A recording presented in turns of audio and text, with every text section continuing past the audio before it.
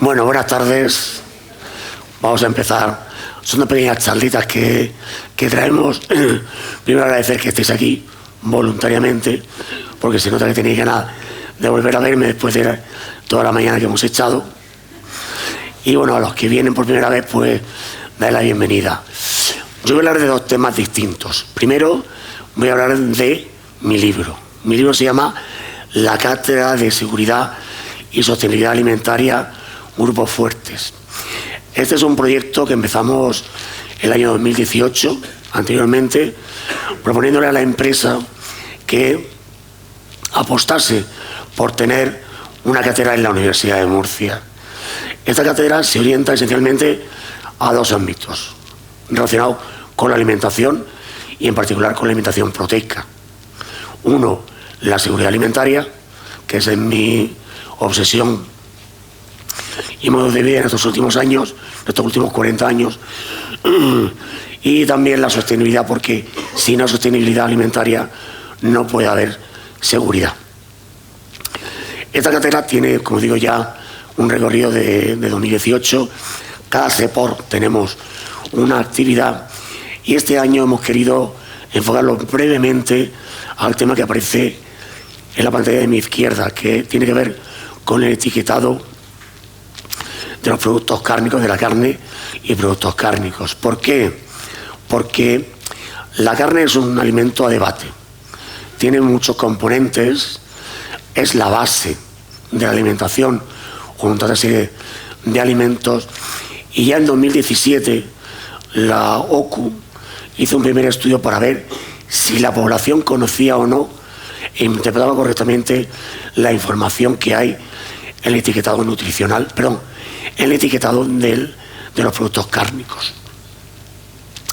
Esto además también es una faceta muy importante para las empresas, porque tiene que ver cómo poner en contacto la información que la legislación obliga a tener, a que llegue al consumidor y la entienda y pueda elegir adecuadamente sus productos. La primera diapositiva tiene que ver con la información que aparece en los alimentos. El etiquetado es fruto de una legislación que se llama Información Alimentaria Facilitada al Consumidor. Esto se ha ido adoptando, siempre lo digo, con la legislación europea. De hecho, es una adaptación del 2011. En este 2011, la AESAN, en aquel entonces, y ahora también AESAN, pues estableció hacer un programa de difusión sobre lo que es el etiquetado en general. ¿Por qué? Porque el etiquetado, primera idea, dice lo que tiene que decir. Una ley siempre es para ser cumplida y tiene los contenidos esenciales que son necesarios que el consumidor conozca. ¿Qué ocurre? Que a veces esa ley o ese etiquetado es un poco complejo de entender, porque tiene demasiada información. O solamente nos fijamos en una parte en concreto del etiquetado. El etiquetado que actualmente tenemos en vigor es del año 2011, aunque para la carne hay un complemento, un reglamento complementario del 2013 que también veremos. ¿Qué información tiene que tener un etiquetado de cualquier alimento? Pues los 12 elementos de los 14 que potencialmente puede tener una etiqueta. Por supuesto, la denominación. Y aquí viene el primer problema. Los productos y los cárnicos en particular, y a veces la carne, tiene un nombre que nos sugiere cierta información que a lo mejor no es la correcta. ¿Vale? Tenemos que tener claro cuáles son estos términos o cómo distinguir la información fantasiosa de la información legal que tiene que aparecer. Los ingredientes. Tiene que aparecer siempre la composición. La carne es carne, no tiene etiquetado nada más que la carne y la especie de la que proviene. Pero los productos cárnicos tienen muchos ingredientes. Hay un concepto general y es que cuanto más ingredientes, menos saludable. Y esto no siempre es así. Depende de qué producto, puesto que todos los ingredientes tienen una finalidad tecnológica que cumplir en ese alimento. Si queremos que un alimento dure 20 días, 15 días o 3 meses, tendrá que tener una composición específica para que llegue a esa vida comercial que esperamos de ella. Los alérgenos, primer aviso, aquello que no le afecta a toda la población, pero cada vez más población tiene problemas y es sensible a estos compuestos. Los ingredientes, siempre tenemos que leer la etiqueta sabiendo que va de más a menos. Más ingredientes, primer ingrediente, más porcentaje. Y el último pues será prácticamente pues los que son coadyuvantes tecnológicos que no están, o los aditivos. El peso neto, otro elemento muy importante. Estamos comprando el producto, que aquí viene un debate. Tiene que tener más o menos agua. Tiene que tener más o menos proteína. El peso neto y el peso escurrido, que es lo que suelta el producto. La fecha de caducidad o de consumo preferente.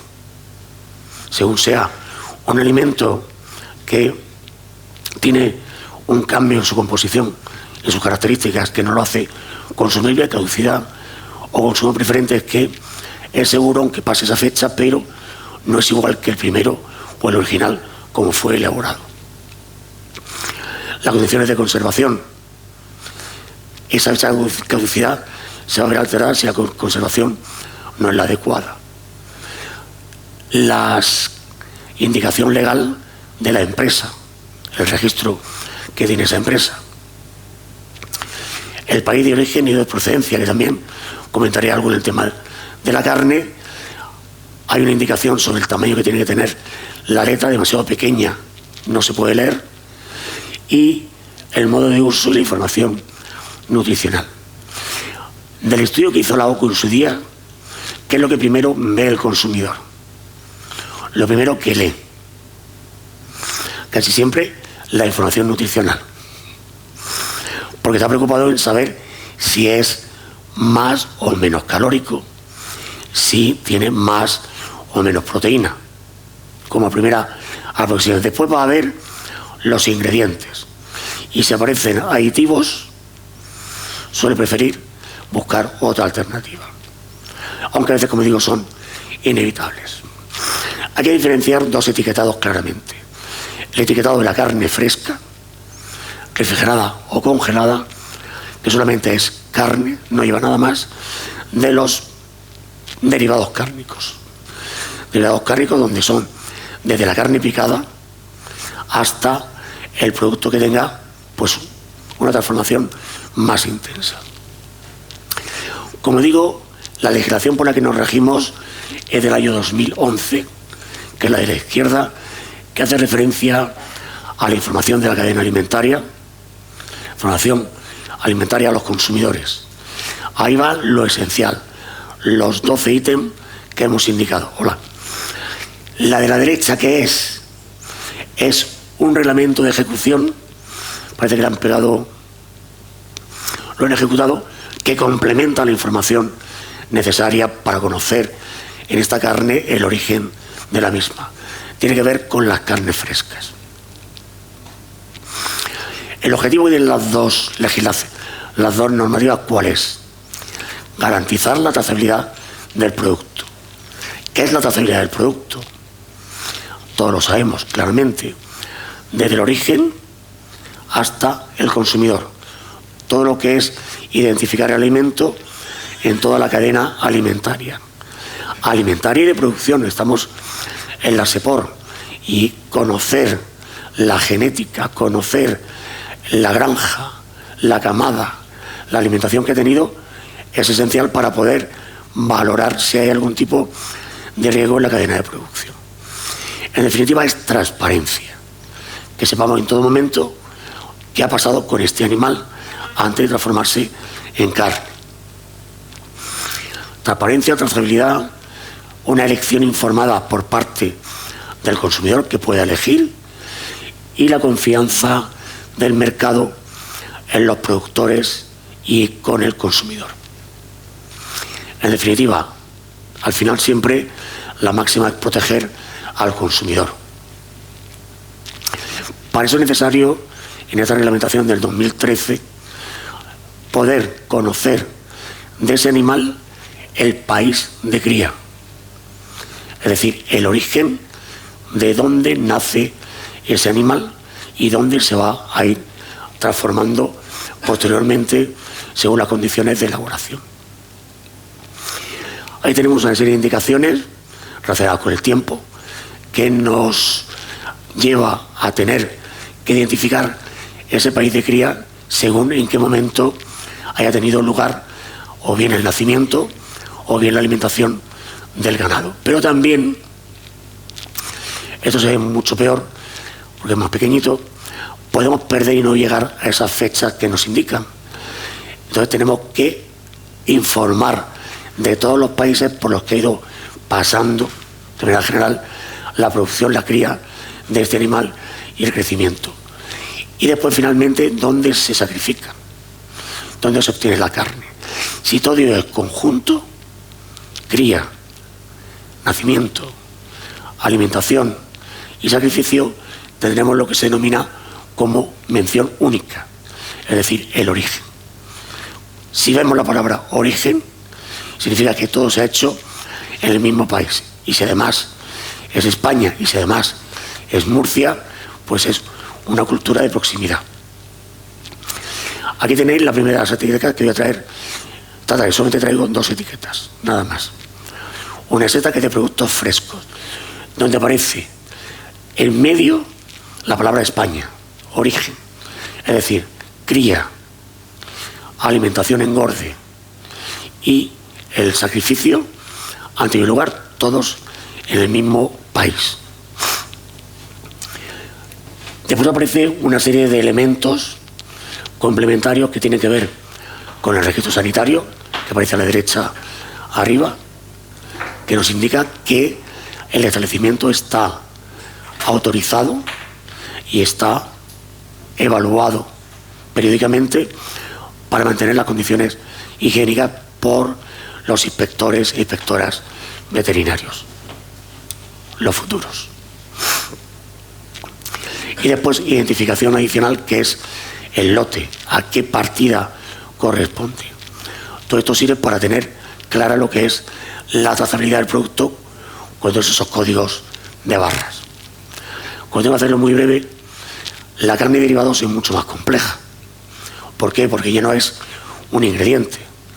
Lo más sencillo es tener carne picada, que sabemos que puede tener solamente un 1% como máximo de sal. Es carne que ha sido molturada, tratada para tener partículas más pequeñas. Aparece otro término que mis estudiantes ya lo tienen muy claro, que es la carne separada mecánicamente.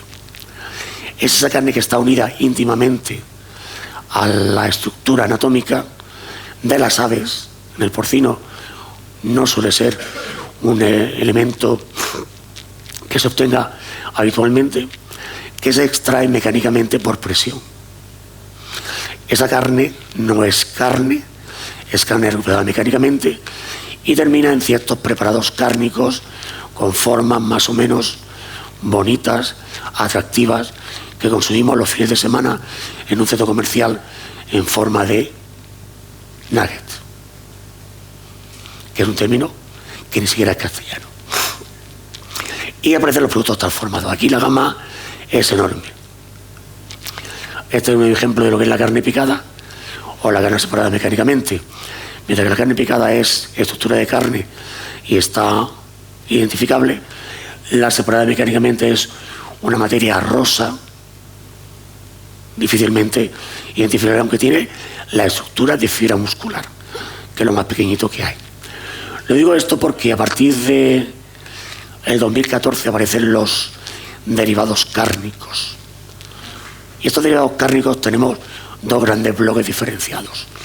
Unos, los preparados cárnicos, y otros, los productos cárnicos. Con lo cual empieza a hacerse cada vez en la estructura más compleja. ¿Cuál es la diferencia entre los preparados y los productos cárnicos? Que la fibra muscular que se veía antes pierda su estructura definida. concretamente la línea o las bandas Z. Desaparecen, que es donde se unen la actina y la miosina. Si desaparece, pierde las características como tales y tendríamos que diferenciar entre lo que es un producto cárnico y lo que es un preparado cárnico.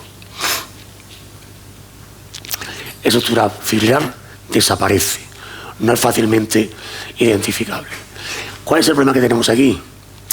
Que a veces la comunicación a través del etiquetado es más complicada. ¿Por qué?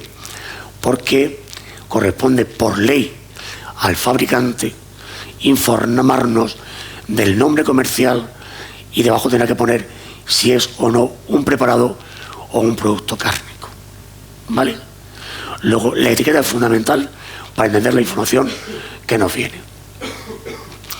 Normalmente el preparado cárnico admite más ingredientes y puede llegar prácticamente a un 95% de carne, de ahí para abajo.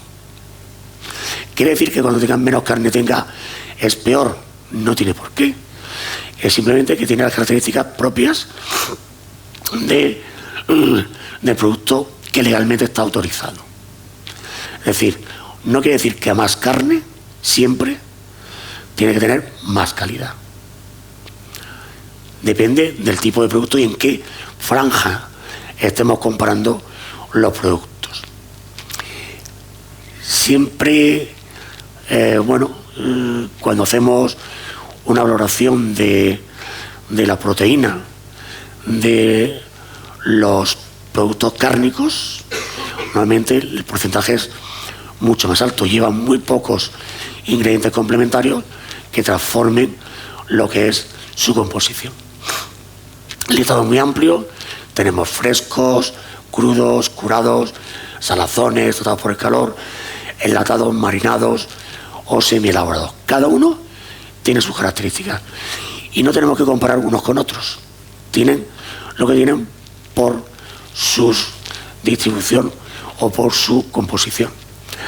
Y esta es la segunda etiqueta que traigo, que es la de un producto cárnico de porcino, donde viene la denominación del alimento, salchicha fresca, de un diámetro en concreto. No nos dice que sea nada más.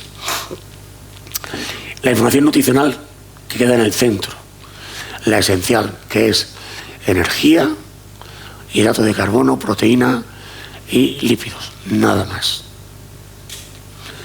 Peso neto, el lote que está trazabilidad, fecha de consumo preferente, no de caducidad, registro sanitario correspondiente y distintas informaciones de ingredientes, condiciones de conservación, modo de empleo y la identificación de distintos elementos de composición. ¿Qué es importante a la hora de seleccionar un producto? Es saber qué producto queremos consumir. Lo que no queremos es comparar una salchicha con un jamón cocido.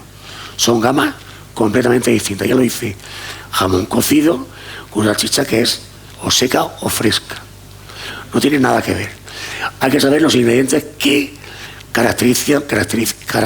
son característicos de estos productos cárnicos. Hay que conocer el porcentaje de carne, que es lo que es siguiente, que voy a entrar brevemente, porque todo el mundo piensa que es el 100%. No tiene por qué serlo. Porque además, en muchos casos, no podemos tener ni siquiera los productos que queremos. Si yo preguntase la hamburguesa, que es una pieza, carne picada, básicamente, con sal y con algún condimento, ¿es carne de la mayor calidad? No es carne extra, porque no tiene suficiente colágeno ni grasa. Tienes que utilizar, y se utiliza normalmente, los flancos y el costillar. Carne que tiene un contenido en grasa y colágeno que permita que tenga una estructura firme y no se desmorone. Luego, no podemos comparar un filete de un solomillo con una hamburguesa, porque su composición porcentual en proteína es diferente. Y además, lo que siempre suelo poner, los aditivos son malos, ¿no? Bueno, por lo menos, si le ponemos el nombre químico y ponemos en rojo el número, decimos que no son tan buenos. Hay por una clasificación que más de 5 aditivos, ultraprocesado. O más de 5 ingredientes, ultraprocesado. Sin embargo, si decimos que el primero viene de los cítricos, del limón, de un alga o de más cítricos, la cosa nos cambia, ya no son tan malos. Siempre pongo, bueno, hay una cierta quimiofobia hacia los aditivos que son realmente, si están es porque tienen que estar. ¿Vale? Este señor es un profesor de Nueva Zelanda que construyó una serie de etiquetados nutricionales, perdón, de ingredientes. Y con estos ingredientes le preguntó a sus estudiantes si esto era la etiqueta de ingredientes de un refresco, de un plátano o de un producto multiingrediente. ¿Quién piensa que es de un refresco? ¿Quién piensa que es de un plátano? ¿Quién piensa que es de un multiingrediente? La respuesta es que esta etiqueta correspondía a un plátano. Porque mentalmente todo lo que es químico y desconocemos su nombre y todo lo que tiene muchos ingredientes es malo. No siempre es así. La pregunta, ¿más carne, menos carne? Estamos en la batalla de la carne. Pero estos productos tienen que tener una vida de consumo preferente o de caducidad adecuada. Si no hay aditivos, hay que buscar algo que sustituya esa función. ¿De qué depende? Bueno, pues depende de las características propias de cada producto. No voy a entrar porque no tenemos tiempo. Me quedan 5 minutos para la siguiente. Cada uno tiene su gama específica. No hace falta que entremos. Y algunos tienen elementos que se han estudiado que pueden llegar a ser beneficiosos. Más proteína. ¿Hasta cuánto de proteína? 95%, pero ya más de eso va a ser muy difícil. Y nada más. Muchas gracias por la paciencia, por estar aquí. Y si hay alguna pregunta.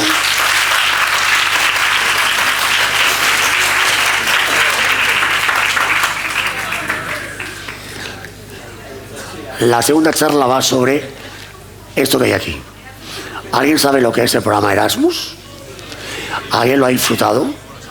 Seguro que sí. Y lo habéis pasado muy bien. Y me consta. Claro, el programa Erasmus es parte... Gracias. Gracias. Digo que es parte de el ministro de universidades que tenemos, que no sé cómo se llama, y el anterior, que no me acuerdo cómo se llama, dijeron que los dos grandes hitos que ha habido en Europa tienen que ver con las universidades. Primero es el programa Erasmus. Ha conseguido la movilidad global. Ya no hay barreras, hay parejas mixtas, hay niños híbridos, no hay barreras. Todos somos europeos y ha conseguido lo que no han conseguido otros políticos. Pues dentro del programa Erasmus hay preocupación por el futuro. El futuro se llama empleo. Hay una línea que se llama de innovación, de avances en innovación, que pretende, y esa línea en concreto de formación e innovación universitaria y no universitaria, se llama el Blueprint. He puesto lo del Blueprint porque es estas copias que se hacen de planos de fondo azul. Cuando éramos nosotros jóvenes hacíamos las diapositivas azules de fondo, con todo era blanco. Nos acordamos porque eran muy manuales, que pretende poner en valor lo que es la formación del futuro. Y aparece un término que ya estamos cansados de oír, pero todavía no conocemos muy bien. ¿Alguien sabe alguna vez hablar de las microcredenciales? A ver, ¿alguien ha oído hablar de los créditos ECTS? ¿Qué es un crédito ECTS?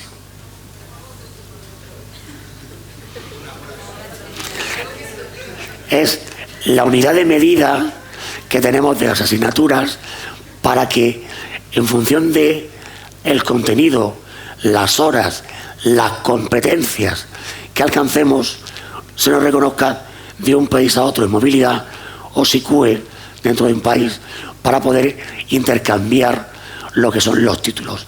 Esa movilidad Erasmus se basa en los credenciales, en los créditos. Bueno, ¿qué ocurre? ¿Cuántos años lleváis estudiando veterinaria? ¿Cuántos quedan? Uno con permiso de la autoridad competente. Os queda uno, ¿no? Pero tenéis que esperarnos a tener 5 años, 300 créditos para tener un título y decir, soy veterinaria, soy veterinario. ¿Vale? Claro, ¿qué dice la Unión Europea? Tardamos mucho, tardamos muchísimo. Tenemos que hacerlo más ágil. Sobre todo la recualificación profesional. Cuando uno está interesado en veterinaria y en clínica de pequeños, pero quiere pasar a clínica de grandes animales, después de 10 años, ¿cómo pasa? Se va formando continuamente, va cambiando. Europa lo que quiere con estos programas es que tengamos pequeñas formaciones que nos den competencias y habilidades para que se vayan sumando y nos permitan laboralmente cambiar de un campo a otro, mejorar dentro de un campo o simplemente seguir formándonos. Eso es lo que llaman las microcredenciales. Y aquí os pongo una serie de QR de 4 proyectos en los que estamos implicados. Os pasaremos después la presentación. Uno es el FIELDS, campo. Fue un proyecto que empezamos, no participamos nosotros, orientado sobre todo a la agricultura, algo a la ganadería y algo a la industria alimentaria. Llegó el e-Restart, volver a empezar, que hace lo mismo y además mete actividades veterinarias. Ahora estamos en uno que se llama Agri-Food Skills. La palabra clave se llama skill, habilidad, que yo puedo hacer algo con esta formación que me están dando. ¿Para qué? Para mejorar o para cambiar de actividad profesional. Y el objetivo es no el 2026, no el 2027, no el 2030. El objetivo es el 2050. Yo me habré jubilado. Pero lo que se queda aquí se tiene que seguir formando y avanzando en materias que ahora mismo son grises para todos, porque no existen.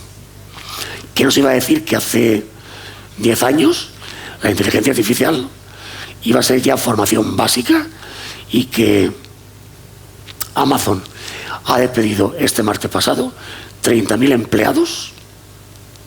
30.000 empleados porque ha sustituido todo ese trabajo por inteligencia artificial y prevé llegar a 600.000 despidos. O te recualificas y vas a llevar eso para adelante o pierdes el carro. Hemos ido trabajando en este proyecto en la parte del sector veterinario durante ya casi 3 años para poner en marcha una plataforma. Una plataforma con formación, está abierta, podéis acceder ahí a registrándoos. Es esta de aquí. Está abierta desde granjeros hasta estudiantes de todos los niveles. Está pensada para que cada uno pueda elegir su formación adecuada para generar o bien vocacionales. Los vets, en Europa se llaman vets, no veterinarios, son la formación profesional. Nivel que quieren subir o recualificarse para los cualificados o los graduados, doctores o másteres, que pueden igualmente recualificarse. Hasta un granjero, un profesional, un agricultor, cualquiera puede seguir formándose. ¿Cuál es el objetivo final? Ser más competitivos, buscar el mayor empleo posible en Europa y conseguir ser más competitivos que China, por ejemplo, que nos va a comer, nos está comiendo ya la sopa totalmente. No quiero decir nada. Se me olvidó que tengo en primera fila. Por cierto, ¿alguien quiere ir a trabajar a China con el pozo. El único requisito que hace falta es saber chino. Y lo que os digo es real, ¿eh? Me lo han pedido 4 veces. Pero no encuentro a nadie que hable fluido. ¿Tú sí? Regular. Fue malamente. El objetivo final de estos proyectos es generar lo que le llamamos el observatorio. Estamos trabajando en generar un observatorio que nos permita no el mirar lo que hace falta de aquí a mañana o al año que viene ni el 2030, sino a largo plazo qué va a pasar con la profesión veterinaria, en concreto en todas sus facetas, qué vais a necesitar en un futuro, porque yo necesitaré sopitas y un bastón, pero vosotros no, vosotros estaréis potencialmente, seréis ya en la edad del triunfador, triunfadora, y ya lo que queréis es seguir avanzando. Uy. Este es el proyecto. Os vamos a mandar toda esta información para que la tengáis. Se ha creado una mesa de trabajo donde somos 30 países. 30 países que somos todos estos centros. Solo estamos 3 universidades. Y en veterinaria estamos nosotros y la asociación, el EBVS, el European Board of Veterinary Specialization. Es decir, pensando en la especialización en todos los niveles en la profesión veterinaria, pero estamos pensando en si queremos reskill, es la habilidad de mejorar lo que ya tenemos aprendido. ¿Por qué una técnica operatoria de la laparoscopia ahora es moderno? Hace 20 años era ciencia ficción. Dentro de 20 años ahora ya ha habido un médico que ha operado desde su casa, una gafa de realidad aumentada, un Da Vinci en un hospital, y luego ha estado haciendo las operaciones. Teletrabajo, cirujano. Todas esas habilidades hay que adquirirlas. ¿Cómo? Recualificándonos o subiendo de cualificación.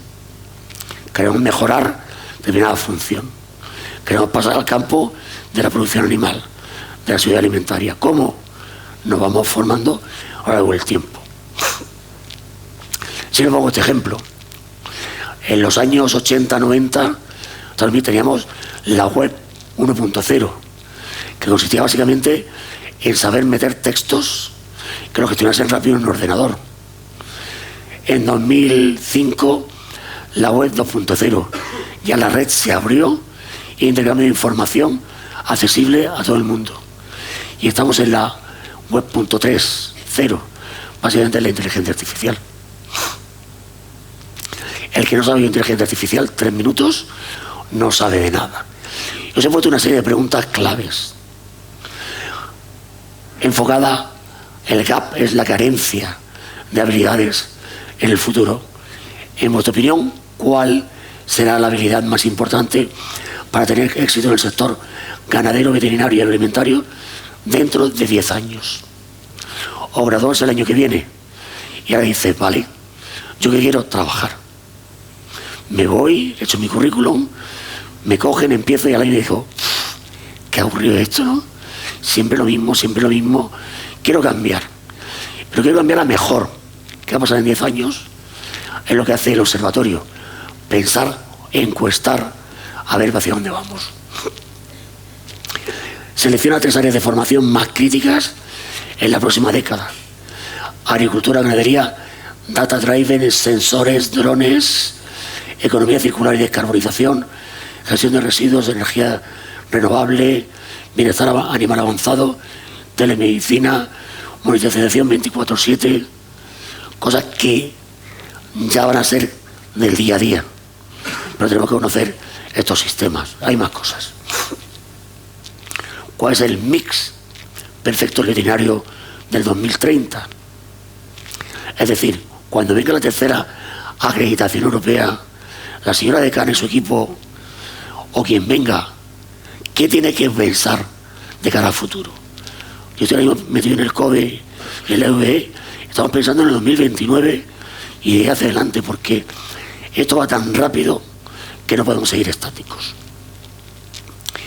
¿Cuándo crees que vas a necesitar vosotros una mejora en tu cualificación o una nueva cualificación? ¿Ya?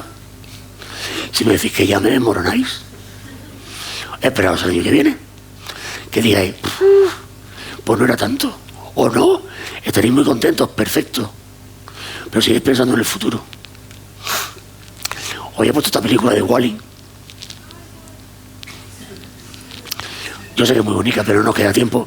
Siempre me gusta terminar con una peliculilla que mande un mensaje. ¿Cuál es el mensaje que os transmite a vosotros Wall-E? El objetivo final, alguien resumió esta película, que es un robot con una cucaracha defendiendo una planta que está creciendo en un mundo de humanos inútiles. Pues esa es la idea que queremos con Aerofund, que no seáis inútiles, en un futuro que no seamos inútiles. Así que nada más, eso es todo.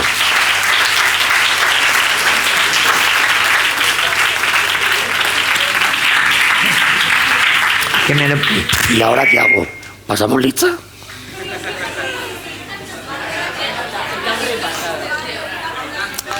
La buena noticia es que todos los que estáis aquí estáis aprobados para ir a las migas.